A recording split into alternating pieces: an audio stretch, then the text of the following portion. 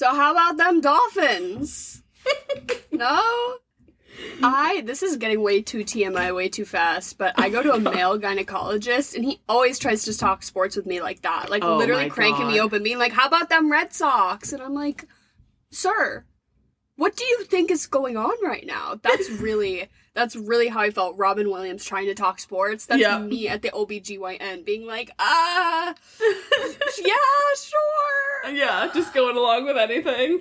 Gun to my head, I could not tell you if any sports team won their most recent match. Do we call them a match? There's a big one that just happened. I feel like you would know about it. They won the big game. Oh, thank God they won the big game. From a sport, they won the big game. Yeah, no. Well, the Celtics just won the NBA championship.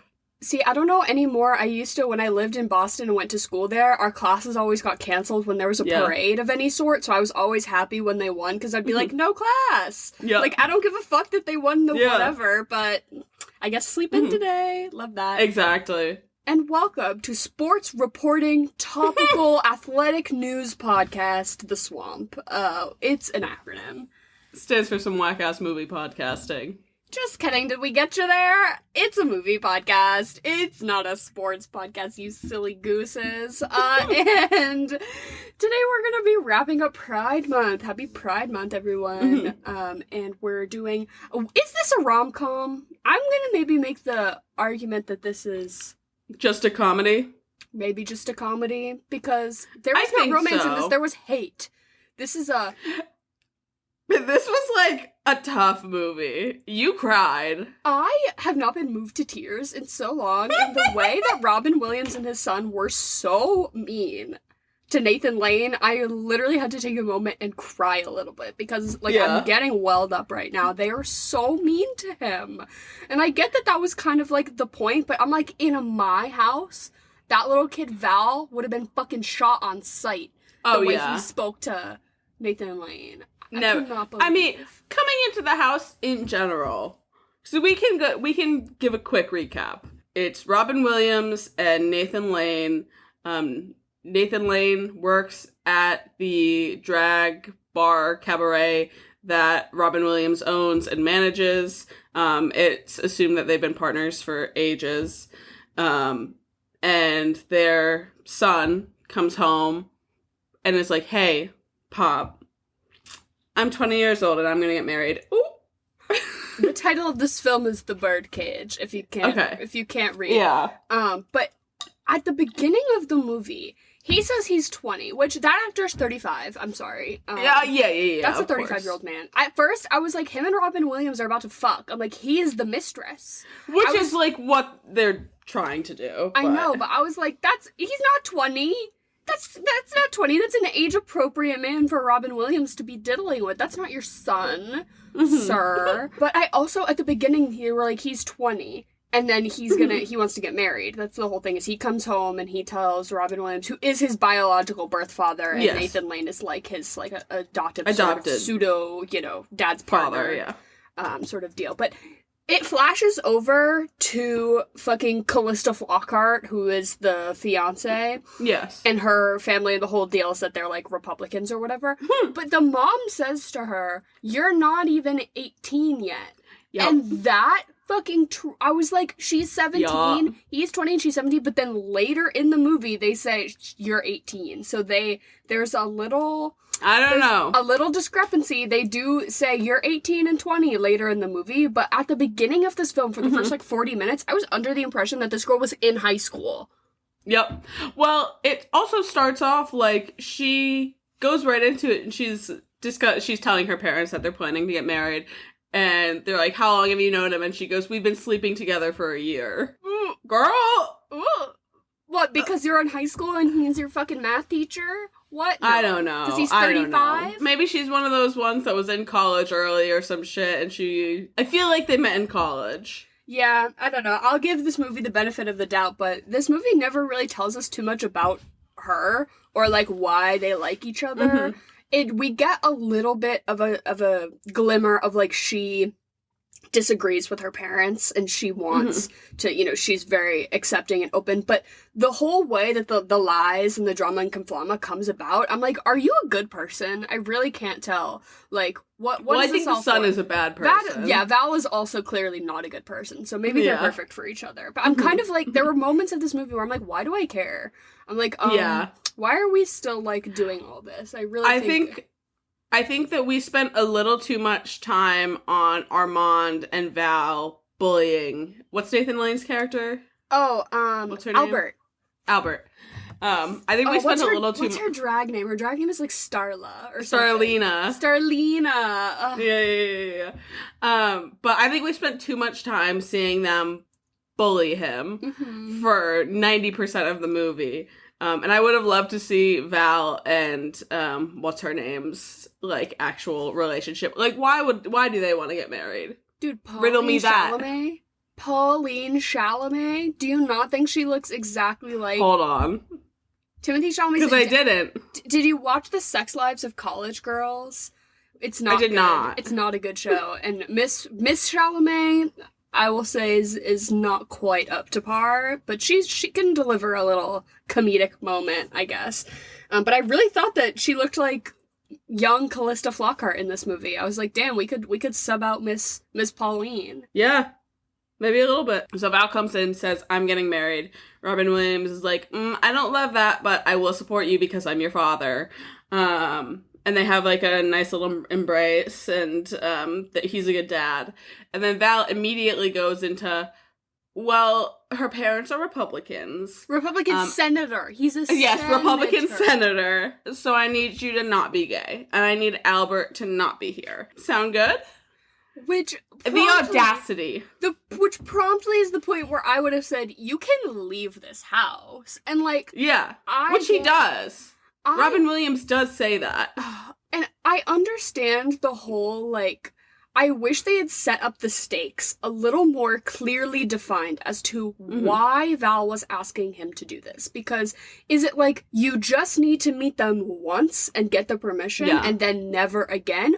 Or is it like, this is going to be an ongoing lie you have to live with my, you know, fiance's family? Like, that was never really...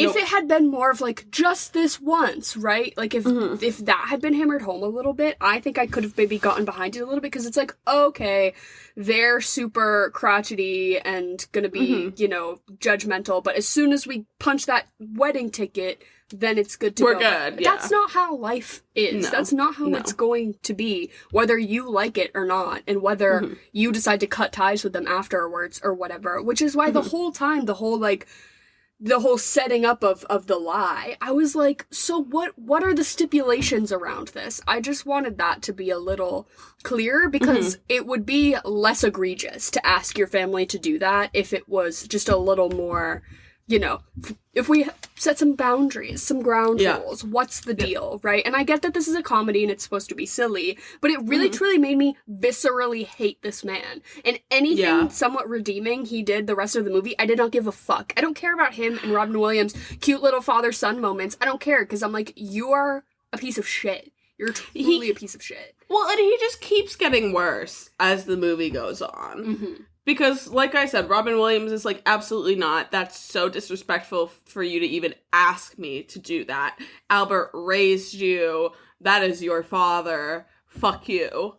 And then cut to, like, 40 minutes later or so, he's sitting there contemplating, and he's like, I'll support my son. Let me hurt my boyfriend's feelings. It doesn't matter. Talking to rich people, bro, that shit is awful. I wouldn't even have to fake my identity to do that, and I wouldn't even do it, let alone further. But then they sort of get into whether who's going to be the mom, right? Is Albert really wants to be there, but they're kind of, Val and Robin Williams are kind of like, hey, like, you are too gay, and you simply cannot hide it. They try making him, like, straightish and putting him in a suit. They're like, you're the straight uncle. The whole montage of Robin Williams trying to teach Nathan Lane how to act straight, while it did have some moments that did made me giggle. Chuckle. The overarching, like, you know, oh, you're too gay, we have to tone it down. And it was never, like, again, it was never stipulated of like, oh, because you're gonna get hate crimed, because this Republican senator is gonna come in here and burn our house down. It was more just like, the stakes. Oh, they're gonna laugh at you, or they're gonna know you're queer, so you can't be here. And then they sub out Christine Baranski. Oh my god. I did not know she was in this film. Right? Isn't that such a good jump scare? And she plays that role so well. The birth mother, who has not spoken to her son in 20 years, is now just casually going to show up for the dinner party and be like, I'm the mom. We're the picture of the perfect heterosexual family. I just didn't understand. They seem to have this good rapport, like this good, friendly, amicable relationship. Yeah. Why has she straight up been cut off from interacting with him? He's an adult. Never in Val's adult life, teenage or adult life, did he ever be like, hey, can I meet my mom? And they seem chill enough that it would be like, yeah, let's drive down to her weird business that she owns outside the city and just say, hey. Why was she so estranged? It seems like he might have been harboring some resentment because she didn't reach out.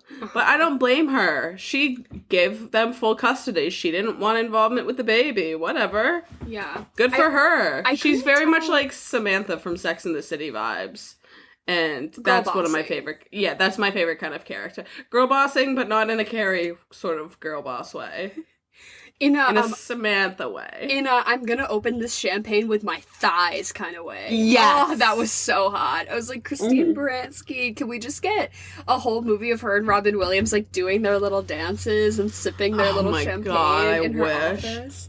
I wanted to know, though, what is her business? It was called, like, Body Works, and there was a big... She was in a huge, fancy office. Yep. Her assistant looked like she worked at, like, something for fashion, right? Because she was, like, all done up.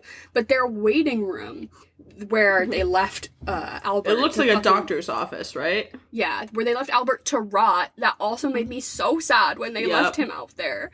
But it was, like... It was called Body Works, and on the walls were, like, pictures of, like, toned people... And I'm like, is it like CrossFit? It feels like cool sculpting. I was gonna say, is it like cool sculpting? Or is it like implants? Like, what's like the... Maybe both. I don't know. I feel like they offer a lot of different things. CrossFit, lip filler. And at the end you get a little nip and a tuck. Yeah, of course. Nice. No, that seems very up her alley. But essentially what ends up happening is we get some backstory with the Republicans. They're in, like, a real pinch right now because I think the father was, like, running for something with someone else, and the someone else is found dead. It was that they were on this committee together. So he's a Republican senator, and he had roped in some other politicians to create this Council for Moral Order, which was this big to-do. I think it looked like it was a TV show, because at one point they were watching it back on TV, and being like, this is the greatest thing alive. And they're all screaming over each other. And but it was just all of them, like, talking about, like, vague moral, things. Yeah, like, of course. Not specific or political in any way. Yeah. Just them being like, we need to return to traditional values, but, like, not giving any specifics of what that means. But so one of the guys on this committee turns up dead in a young black prostitute's bed. Oh my god. That, when they're like, she's a sex worker, and she's black, and she's underage, like, that being the punchline, I literally had to, like, take a minute for myself. I was like, oh my god, this movie is really not holding any punches. Dude, truly, they did not pull anything back. That was the first joke where I was like, oh, so this movie is rated R. Like, this movie is, like, they're really doing the thing. And this is sort of least, like... Sorry, no. Oh, I was gonna say, this is sort of where we got into a territory where I was, like, starting to feel pretty conflicted about... Because this movie did make me laugh and I enjoyed it, but it also, every so often, would have a moment that was so either aged poorly, outdated or just like objectively. Plain I'm sure racist. even in 1996 people were like, oh yikes, right? That it was like I was constantly being torn between whether like I was getting the ick or laughing, which was a lot of whiplash. But that joke is maybe not the best example because in context I do understand what they were trying to do. Oh, absolutely. Setting up these Republicans as morally deplorable people, which I think is hilarious. And I think did they know this movie was going to age? Well, like that's be the funny thing. So relevant. Because so much of this movie aged rather poorly, and so much of this movie aged fucking perfectly. Do you know what Do you know what it is? It's because the same politicians they're making fun of in 1996 are still not dead. They're still in office. And exactly. Just crusty old white men who will not die. It's, I mean, not to jump ahead of it too much, but basically we get to this dinner scene, right? Where the two forces are going to all convene and it's going to be a shit show. We know from the beginning it's going to be a shit show. But the way that they make these Republican, the mom and the dad of Callista Flockhart, I'm not going to learn their names, but basically Gene Hackman and his wife, the way that they speak with just of such simple topics with just dead behind the eyes was so nichely specific to, like, if you ever talk to people, like, a few tax brackets above you, like, you know, speaking from myself, right? If you speak to somebody, like, with a lot of power, too, and the way that they are genuinely just riveted to talk about the weather because that's their life. Oh, yeah. Because their life is so stress-free and simple that they can just really be like, so how about them dolphins, you know? And it's just so specific. I thought that this movie brilliantly captured, like, that dichotomy between, like, the two rich Republican parents who are like, oh, this is so nice, or, like, we're, you know, putting up this really, like, socially, like, this social facade of, like, oh, we're being so polite. But specifically the way that Gene Hackman loved Nathan Lane's character, I thought was so funny. Goddamn funny. Yeah. That, to me, I think they kind of ruined it in the end. The ending of this movie is really where it all fell apart for me. Really? So, yeah, it's just like, oh, and then we put him in drag to help him escape a sticky situation, and suddenly he's accepting, or suddenly we don't really get any fallout of, like, how their relationship is after, but just like, oh, so silly, we put Gene Hackman in drag, and then that's the end. There was mind you, seeing Gene Hackman at drag was amazing. It was great, but I just wish we had gotten more of a moment between him and Nathan Lane of, like, oh, like, maybe I will reconsider my values, or, like, maybe we should all get together again sometime and I can get to know the real you, right? Exactly, That is kind of what I was looking for. I felt like the end was sort of just a cop-out of, like, and then we all lip-sync to We Are Family in drag, and it's so silly, where I was like, you're helping this man escape the press. You're helping a Republican politician escape the press to avoid talking about being associated with somebody who was just involved in something, like, incredibly problematic, right? So I'm like, are you really chill with that, Robin Williams and Nathan Lane? You're really gonna set that aside? Like, okay. Which a lot was set aside in this movie, which I think is, like, part of the problem is, like, where they draw the line, I guess. Because they keep drawing the line and then erasing it and moving it back. Yeah. And it was that whole conversation at the very end with Christine Baranski where they're all kind of trapped, right? Where suddenly it's like, oh, he can't leave. So we were going to all disperse from this awkward situation, but now, we're stuck here. So now we got to, solve this problem together. And they're kind of like, well, they don't really have anything on you, do they? They don't really have any evidence. You're really not. I'm like, that is not the way you should be handling this. You should be like, wait, what did you do?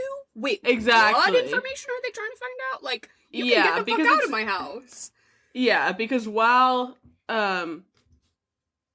this has been happening and this dinner has been happening, Nathan Lane decides that he's not going to sit back and take all the shit that Robin Williams and Val have been giving him. Reverse Mrs. Doubtfire. Exactly. What if Robin Williams got Mrs. Doubtfire? That's literally the plot of this movie. They're like, what if you're Sally Field? And so Nathan Lane comes out in drag and pretends to be Val's mother, which it all falls apart once Val's actual mother ends up at the door and everything. Classic miscommunication. Of course. But I almost wish, I think the pacing of this movie could have used a little bit of shifting backwards, like you said, a little so much less with the bullying, which maybe I understand that was, if we're going to set up that, Albert is the real hero of this movie, right? Setting aside the fact that his family treated him like dog shit to, ultimately do what is maybe the right thing, question mark. I mean, saves the day, question mark, sort of. Yeah, but even then, neither Val or Agador are thankful for it. But once he comes out, everything starts going so much better. Yeah, well, that's because Gene Hackman is just so taken, which is of course, so which I would be too. I almost wanted a little bit more of that. I think the setup to this took a little too long for me. The whole, are you going to be an uncle? Are you going to leave? We have to teach you how to be masculine. We're practicing walking. Oh, yada, yada, yada. The setup took too long for me, because if we could have shrunk that down, gotten to the dinner party, got into the drag debacle, and then spent a little more time with the fallout of now we're all trapped here. Let's maybe have some real and important discussions, which could still be funny and light, but I wanted more of that, and it felt like it was all happening so fast at the end, and I'm like, so what was all this setup for? It was an extra 15 minutes of them bullying Nathan Lane that could have just been taken and tacked on to the end instead. Yes, yeah, to have an actual concise and meaningful ending to sort of wrap up some of these conversations that you're starting of the about understanding, right? And understanding the other side, and gay people are people too, right? At its most basic level.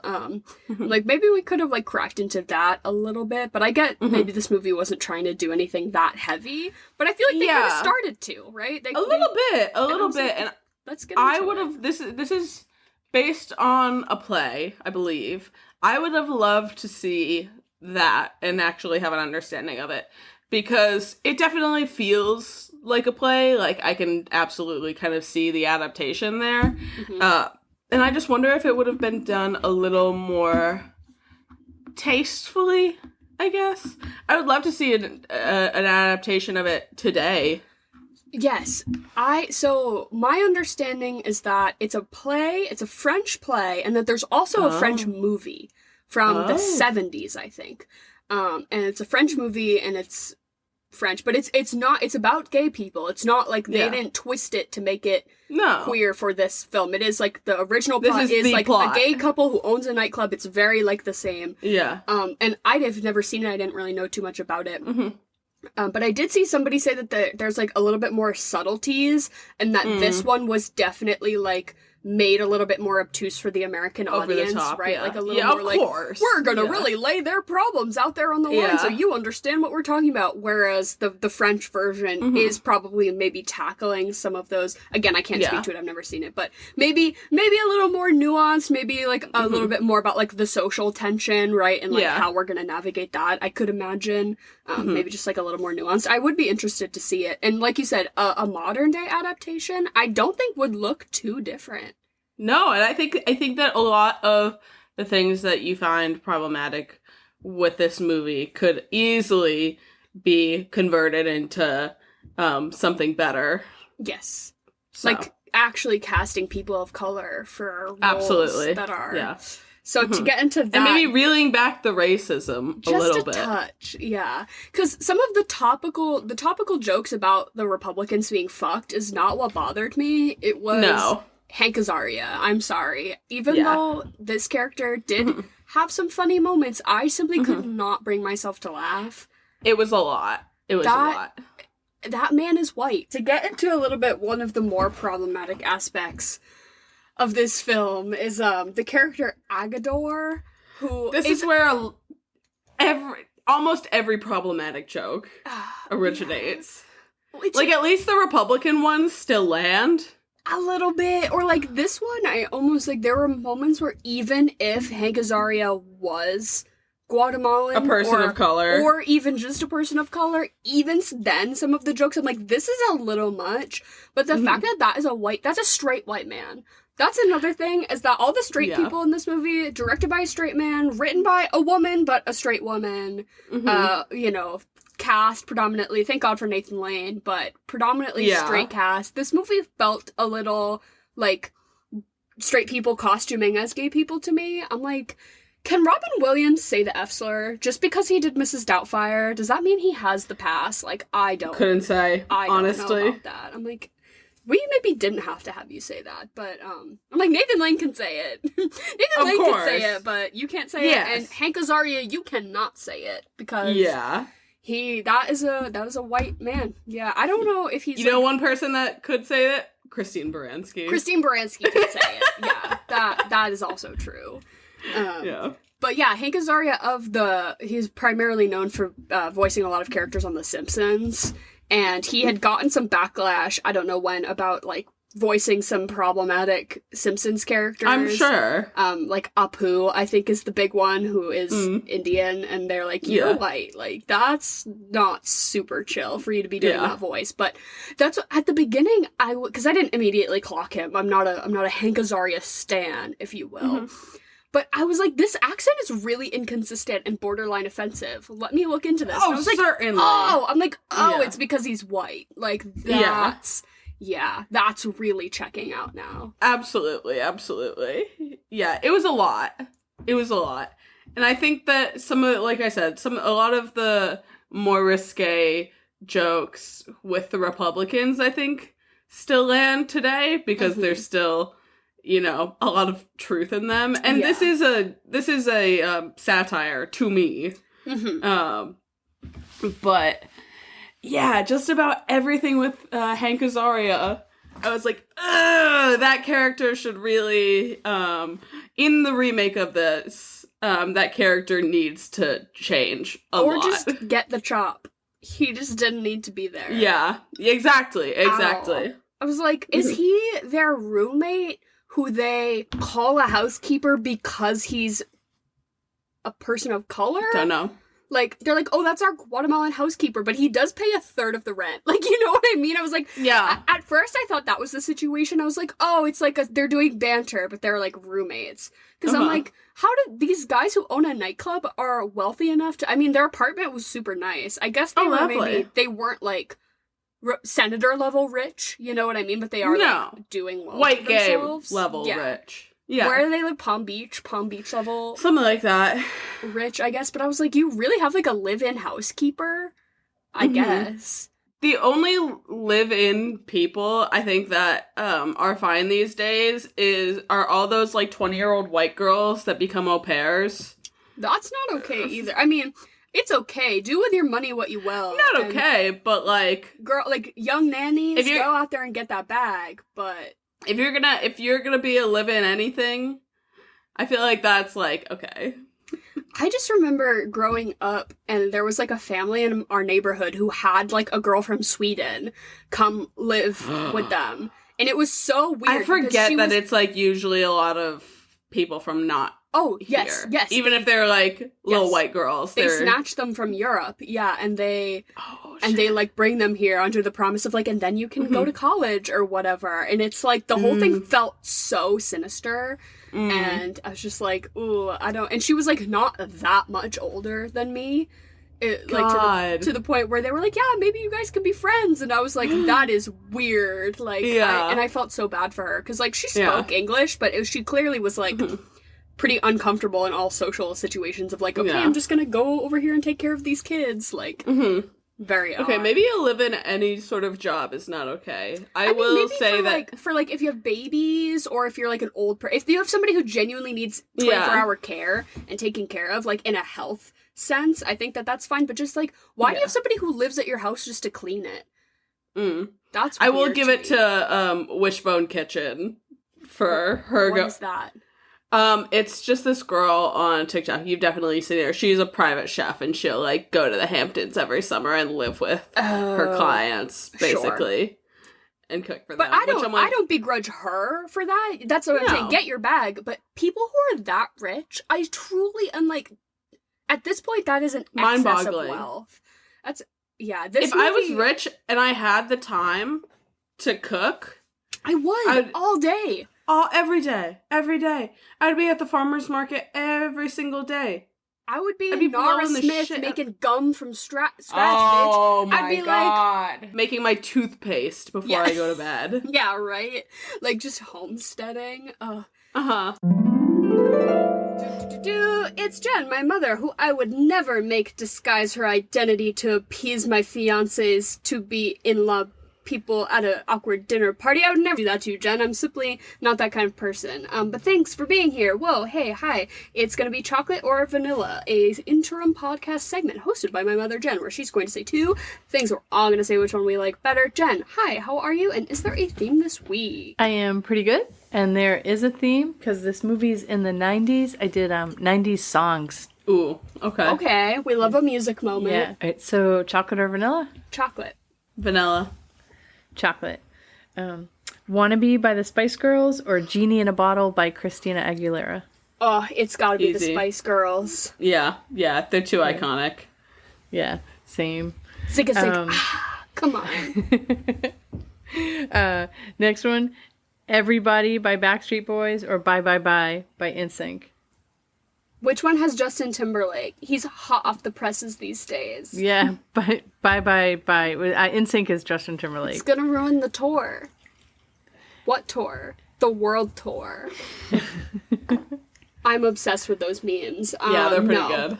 No, it's a no for Justin Timberlake. He is out. Yeah, he doesn't do it for me. So I'll go Everybody, because that's at least one I feel like you can really sing to. Or I would rather sing Streets to. Back. All right. Bow, bow, now, now. Yeah, definitely. Backstreet Boys for this week. Next one is Peace Train by 10,000 Maniacs or Zombie by the Cranberries. Zombie. Yes, of course. The Cranberries. Yeah, easily. Yeah. They've had a renaissance in the last year, Yes. so. It is true. Dude, are we letting it linger? You want to come over and let it linger? I'll have to disagree though, because I was a big Natalie Merchant fan in college, so I'm gonna go Peace Train. Fair enough. Next one is 1 Week by Bare Naked Ladies Ooh. or Paradise City by Guns N' Roses. It's been. I'm sorry. There's a lot of singing happening this week that I'm just gonna pre-apologize for. Bare Naked Ladies. Why do I feel like you played that for us in the car a lot growing up? I feel like I was surrounded by a lot of Bare Naked Ladies. Yeah. What was my other option? Paradise City by Guns N' Roses. See, I don't fuck with Guns N' Roses. They don't do it for me, so I'll go Bare Naked Ladies on this one. Yeah, I'll go Bare Naked Ladies too. I feel like Chicken Little was kind of a favorite movie of ours, and they had a Bare Naked Ladies song. Yeah. Mm-hmm. Next one is Shoop by Salt and Pepper Oh, or No Scrubs by TLC. Oh, okay. Well, How I did you am. do this to me? Yeah, of course I'm picking No Scrubs by TLC, but I do have an anecdote about the song Shoop. I feel like I've maybe told this. I've told this on the podcast before, I think, but I was at a work function. I was an intern. Oh yeah. Intern at a work function, right? And they were like, "Intern, you're so hip, you can make the playlist." And I was like, "Great," for like the summer party. So I just put together a bunch of fan favorites. You know, I polled a few people, put it together, but I put Shoop on there because who doesn't like that song? Everyone likes that song. But they do say the R slur really obviously, and then they make mimicking noises of a disabled person having sex in that song. And I never really thought too hard about it until it was playing. And I'm the intern who made the playlist, and I was like, oh god, but, you know, they weren't going to hire me anyways because we're in an economic crisis, so who cares? And still I will pick Shoop. Oh. Have you seen that clip of Sarah Paulson on, like, Jimmy Kimmel? I don't know that I have. Is she singing it? Yeah, she does the... It's so silly to hear white people rap like that bit in, like, you know, the 2012, I want to say, era. Mm-hmm. But yeah, something about that song just scratches my brain a little bit too much. I'm gonna go No Scrubs though. I love that song. I especially love the Glee version. I think I just got turned off to that song, honestly, because I think my sibling played the Glee version so much. So They did it at the prom. yeah. Next one is Mbop by Hanson or You Can't Touch This by MC Hammer. Bop by Hanson. There's something so electric about that song. Something so, I can't even put into words. Palpable. I can feel it. Bop. Bop. Wow. That's really special. I am going to have to say Bop by Hanson. See, there's something magical about that song where it can either lift you from the greatest despair or It can shoot you plummet you to a level that you didn't even think was possible. I remember working at Trader Joe's, and every now and then Mbop would come on, and it was devastating to me. Me at my lowest low, hit me with that Bop by Hanson, see how I take it. But at the same time, every now and then, I'm sitting there going, bop, ba-doo-ba-da, ba. Yeah, so I think that song has a lot of power, so I will choose it. I will bop for this week. Next one might be late 80s, but I had this earworm the other day. I could not stop singing. Give it to us. Faith by George Michael or I Knew You Were Waiting by George Michael and Aretha Franklin. I don't know either of these. I don't know either of these songs, Oh, Jen. bummer. I'll pick the one all right. with Aretha, because Yeah, sure. That's the one. Afterwards, you have to Google it. It's a great song. I'll be listening to some George Hanson tonight to put me to sleep. I feel like I want to make a playlist. I want to make a... What's that? Is that not his name? George Michael. George Michael. Whatever. He's not one of the Hanson brothers. I'm sorry. I'm still thinking about Bop. No, I feel like I want to make a playlist of songs Jen has mentioned in this segment that I do not know. Oh, yeah. So I can, do my homework, right? Get caught up to speed. There's a lot. Yeah. Know what I potentially missed out on. I gotta go back into the archives. I'm sorry, George Michael. I apologize for calling you Hanson. You could never. Last one is Vogue by Madonna or It Ain't Over Till It's Over by Lenny Kravitz. Vogue by Madonna. Yeah, easy. Lenny Kravitz is a speck of dust on the earth created by the godmother that is Madonna. Yeah. Comparing those two, that's nothing. Yeah, I gotta go for Madonna on this one as well. Yeah, I'll go for Madonna. I saw Madonna live. Oh my God, her voice was beautiful. It was insane. I could imagine. It was insane. Yeah, saw her at Foxborough, Gillette Stadium. Yeah, that is it for 90s music. Fabulous. Love. Thank you, Jen. Some would say that this was the defining test whether we're millennials or Gen Z. You know, if you don't really remember the 90s, were you there? I wasn't. I was too. Yeah. So I guess we weren't there. Yeah. But, I know the Bare Naked Ladies because of the Chicken Little movie, so suck on that. Yeah, there you go. Thank you, Jen, as always, for being here. We love you. And I'm about to start putting that playlist together as we speak. Hell yeah. CRV songs that I personally didn't know. So love that project for me tonight and to listen to some George Hanson. Thank you, as always, and we'll see you next week. Okay, I love you guys. Have an awesome night. Love you. Bye. Bye.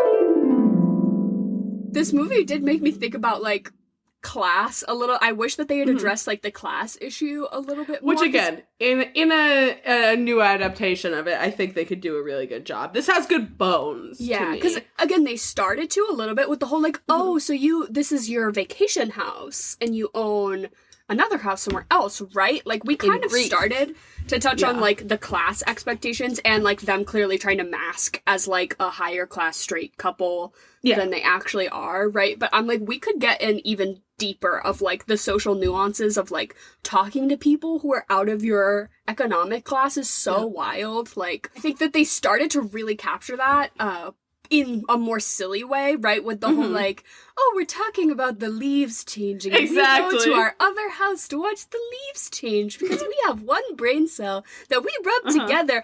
Oh, I thought she was fucking brilliant. You do a great impression. Thank you. I feel like that sometimes when I'm have one brain cell, I love to when look out tapped. the window and wait for my husband to get home. I wish I could be that level of delusionally rich. Oh yeah, where I'm I just not sit a around soul and do nothing. Yeah. Oh, it's so nice. But you don't have to do a fucking thing. You don't have to make your brain work. Do we say Weist or West? Diane Weist? I think it's West. West, I think. I don't know. She was great though. Whatever. her face, I don't know what it was about her face, just like the way she was holding it. So like her playing a Republican senator's wife was so like she Spot hit the on. nail on the head. She was kind of a scene stealer for me. A little bit, I would say so. Yeah, and her getting jealous of her husband. Oh my god, so and the she's way like, he was talking about. I'm sorry, I'm no, Mrs. Coldman. Oh, Yeah. so funny. Also, the way they were like, we need to switch our name from Goldman to Colban. Again, it was like, we're saying the thing, right? The social point that we're making. Yeah. We're like just grazing the top of like, these people probably do not respect people who are not of the same, like, religious, waspy tier as them, so let's pivot from that and lie, right? Like, that makes sense, but then, like, get into it a little deeper of, like, okay, Republican senator, so what is it about Jewish people? Like, let's get into, like, fixing your fucking twisted worldview, right? If that is, like, what the movie is doing. I don't know. But I loved all the little name drops of politicians at the beginning. They did a little shout out to Ted Kennedy. They're like, the Kennedys are here, and he's like, is it Ted? And they were like, no. He's like, we gotta get Ted. Yeah. Obsessed.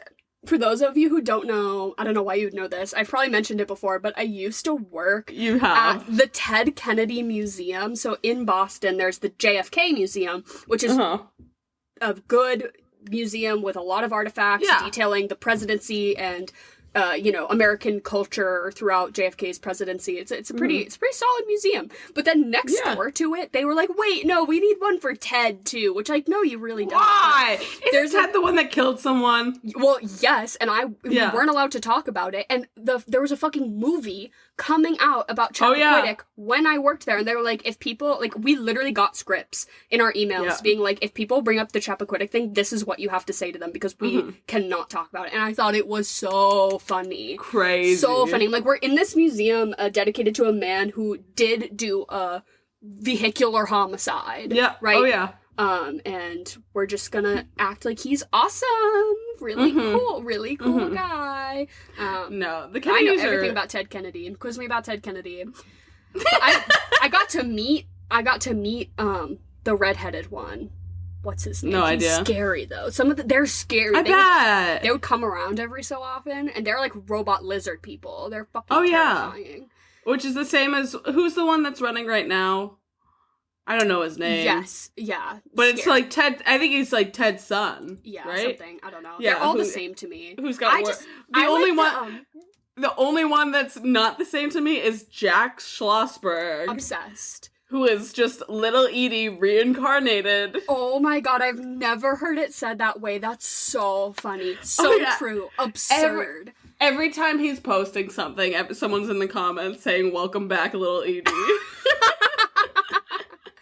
I love the conversation of, like, everyone's like, is he gay? No, he's straight. And everyone's like, well, yeah, every straight man acts like that. Like, I've never seen anyone act more straight. He's got a ticket to ride. Or whatever that video. Or, like, he posted one lately that was him, and there's this one, it really stands out to me because maybe I just spent a lot of time at the, aquarium when I was a child, but there's this one really particular hotel over in like the back bay of Boston, and they have this giant American flag like hanging from like this inner circle, whatever. And he just posted a video the other day of him ripsticking underneath it. Yes, ripsticking underneath it and reciting a Lord Byron poem. Like, that's what I would do if I was rich. If I was a Kennedy, I also would be just hitting the pen on my shit. Just, I'm saying whatever. Absolutely. Like, show up once a month to do a political, like, sighting, and that's it. Sure. And then just fuck off. And get an estate. Just... Exactly. You just get a house. That's awesome. Exactly. Oh, it's not awesome. It's awful. But, yeah, he really cracks my shit up. I also love, again, the Jeb Bushes. We're staying with the Bushes. The Jeb Bushes. Please stop. Like, but that's, I thought it was so aged funny. perfectly. So funny that the political jokes in 1996 are still relevant again because those people just never get out of power. Those people never never fucking die. Yeah. I mean, Jeb Bush isn't that old, but still, like... No. But they're all, like, drinking each other's blood and... Yeah. You know. Oh my god. Like siphoning my son's blood into my skin so I can look 40 forever. Yeah. Terrifying. I really saw the vision for this father-son casting. I thought they looked... Did you? Did you not see in the face? I was like, that's Robin Williams' son. I really thought it was so good. I didn't like the actor. No, I didn't like the actor. I thought he was didn't pretty like dog the character. Yeah, no, he was not good. But I was like, that's why they cast him, because look at their faces. Yeah. I was like, that could be Robin Williams Makes and sense. Christine Baranski's biological son. Yeah. He was pretty. I'll give him that. He's very pretty. No, he was pissing me off, though. Too bad. I was like, I don't care that you've got a little Mike-based energy in your face. I don't care. Yeah. I don't know. At the end of the day, while this movie had a handful of problems, it did certainly make me laugh. Yeah, again, and that's why I was constantly like 1 point for the laugh side, and then 1 point for the cringe side, and then I was just left feeling like, okay, yep. Yeah, yeah. And it brings you out to a 5-star rating. Yeah. And then we end on top. No, but if we want to get into our regularly scheduled sort of recapping, reviewing, giving the tea. So I feel like for Fuck, Marry, Kill, do we want to just do Christine Baranski, Robin Williams, Nathan Lane, or do we want to do... I think we do the Republicans, and we take Christine out, because I know we're all just gonna fuck her. The two Republican parents, and so we do Gene Hackman, Diane Wiest, Robin Williams, Nathan Lane, and then we're gonna add fight. So it's Fuck, Marry, Kill, fight. Yeah.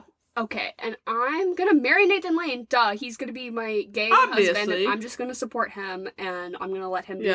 We're actually gonna be in a lesbian marriage, because I'm gonna let him be Starlisha, what was her name? Starlina. I'm gonna let him be Starlina full-time, because we're gonna explore that gender a little bit, because at the beginning where he's like, no, I'm a woman, I'm like, yeah, you can be.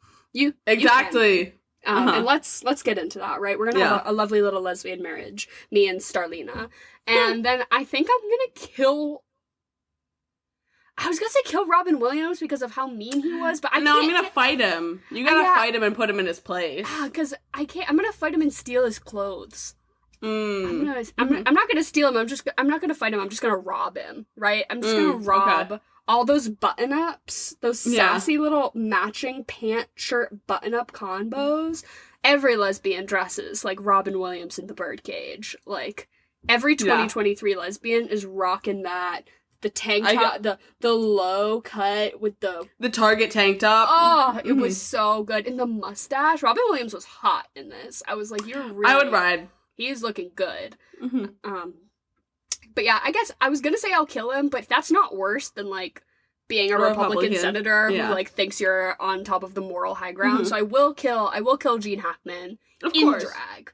In the club. Yeah. He's in the club and I'm gonna do something nefarious. Sneakily stab. Girl, you're not lip syncing the right words. No. Gutted. Slashed the throat. Disemboweled on the dance floor. I'll fuck Diane Wiest because you know she's never gotten there. Yeah. You know Gene Hackman is not doing it. No! And yeah, she just needs someone to appreciate her. I felt like her character was She just needs to get a chance to be on top. She needs to like take a class of some sort. I think she would need like a pottery class. Yes. Or like just like a community college level current events. That's all we need to get her back up to speed. And then I guess I'll fight Robin Williams. Yeah, fair enough. I'm actually gonna fuck Robin Williams in this one. True. Hot. Yeah. It's like looking in a mirror. We both keep our shirts on. It's like that Brad Pitt bit with oh my god, with her and Leah Shawkat. Yeah. Well, one of us is gonna have to change. I would just put a fake mustache on and it would be perfect. That would be nice. I'm again gonna marry Nathan Lane. I think that's the right choice. The dramatics would be a little much for me, but I think I could manage. And then I'm gonna kill Gene Hackman and I'm gonna fight his wife. Yeah. She'd be easy. So. Which kind of makes me want to fight Gene Hackman almost, but he should die. So Yeah. It's like, you know that post of Leah Michelle, and it's like, I feel like if I hit her head, it would sound like a gong. a gong. Like, that's how I feel about Diane Wiest in this movie. Yeah, Like, yeah. I'm gonna bonk her on the head, and it's gonna be hollow in there. Like, yeah. boing. This I do think this would be a good movie to watch with a group. So Yes. you have all your gay friends over because you're still watching this during Pride Month. What are you serving them?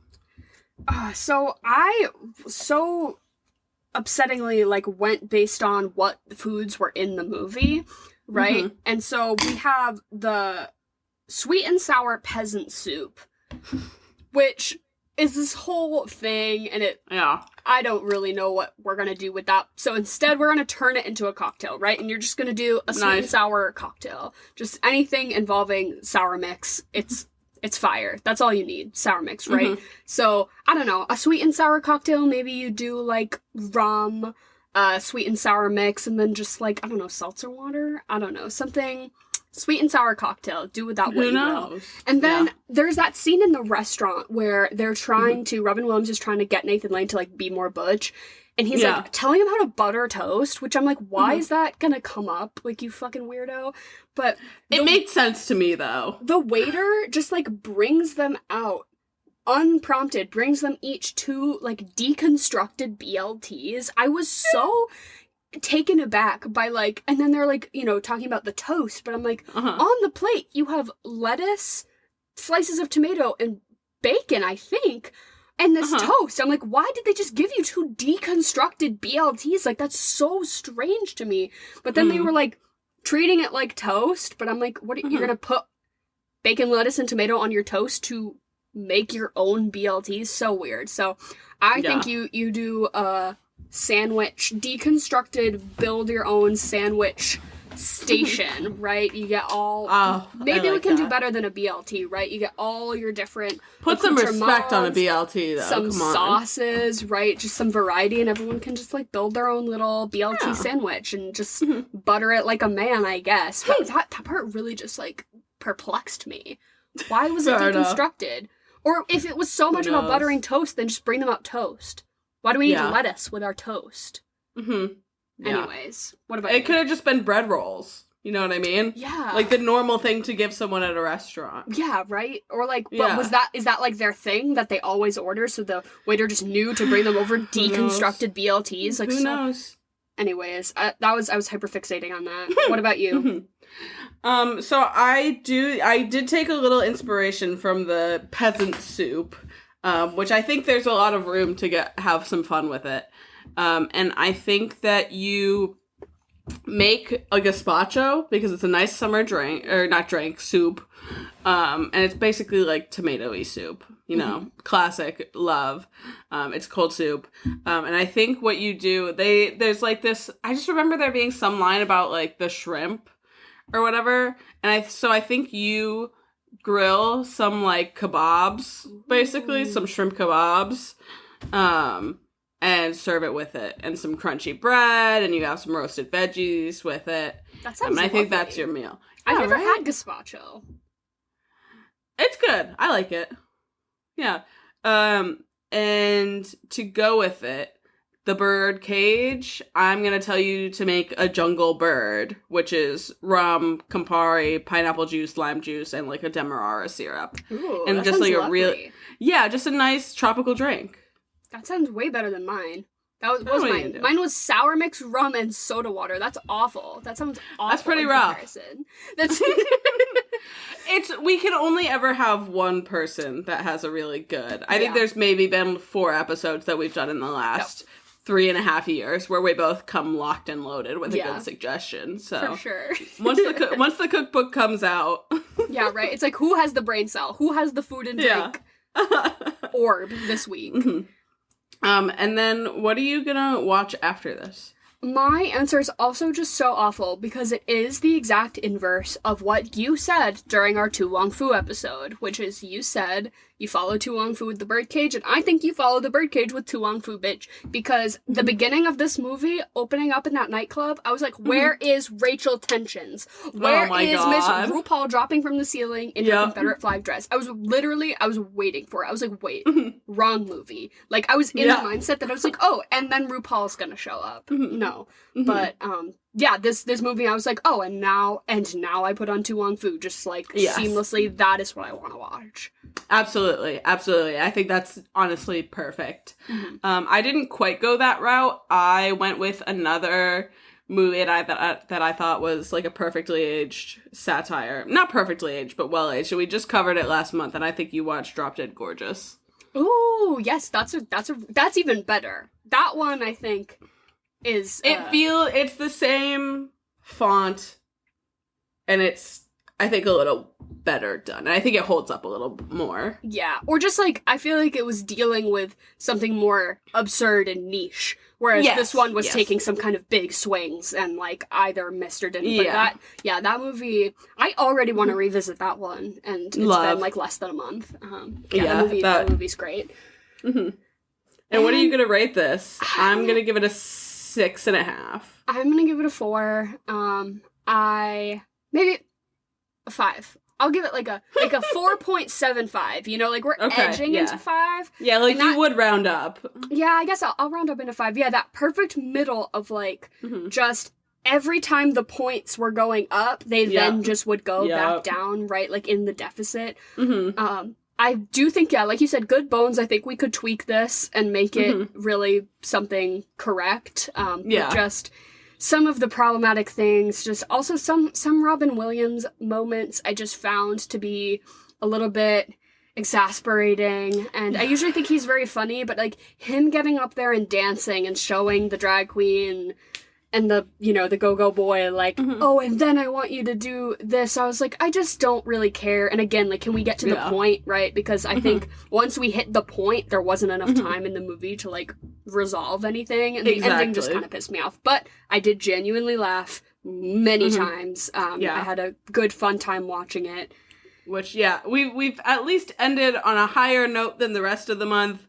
But still not very high. No, So look out for next month. I think we're just doing good movies that we want to talk about. Like, literally. To cleanse our palate. Like, I'm sorry, we really flopped with you guys for Pride Month. I mean, I do love to complain, so it's not a bad thing that we covered some flops. But next month, criteria, literally, objectively good are the two words we're working with. Objectively good movies. Because I want to watch and talk about some stuff that I actually really like. I've been feeling like too much of a hater lately. Gotta get into my positive mindset. We're gonna celebrate some really good films next month. So if you have any suggestions, please drop them. Or if you have better month themes for us, other than objectively good. If you have other themes that you think we should do in the future, or, you know, just ideas, I always, at the end of all these episodes, are like begging you guys to send in suggestions. Also, I know I always say in Spotify, there's like a little Q&A thing. I think if you go in the description, you can text us now. There's like an SMS option. Literally, there's no reason for you not to be able to reach us to tell us what movie you want us to cover. So, and I keep them all in like a Google Doc. I update the sheet, if you will. As you send them in. But also stars, if you could give us stars, please. Somebody left a mean review about The Swamp.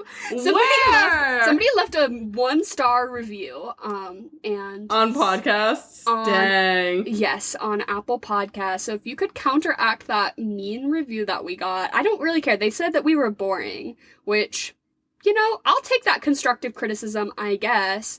But if you could leave a nice review, that would also be really great. Wait, let me pull it up. Awful. This is their review from JJ. Awful and boring. From JJ Carr, they said awful. Awful and boring. Which I love. But then, thank you, 24 Ninja Kill 24 said, The Swamp owns. I come for the banter and I stay for the hot takes. Thank you. So thank you so 24 much. Ninja Kill 24 is the only person so far to counteract my personal nemesis now, JJ Carr. I'm awful and actually, those two things about me are true. I am awful and I am boring. Actually, no, I'm not boring. That's why I have a podcast. I am awful, but I'm not boring. What else do you expect me to do? But put my bad opinions online. Right? Thank you. God. It's like I'm not out at bars yelling to people about movies because I just do it in the privacy of my own home like a goddamn adult. Exactly. Anyone who wants to be subjected to this is doing it by their own free will. Right, and especially if you're still here. JJ Carr's not listening. JJ Carr's not 60 minutes into our Birdcage episode, I'll tell you that much. But thank you all for listening. Happy Pride Month. Please stick around. Please. And, we'll be talking about some good movies next month. We love you all, and have a lovely evening. Mwah.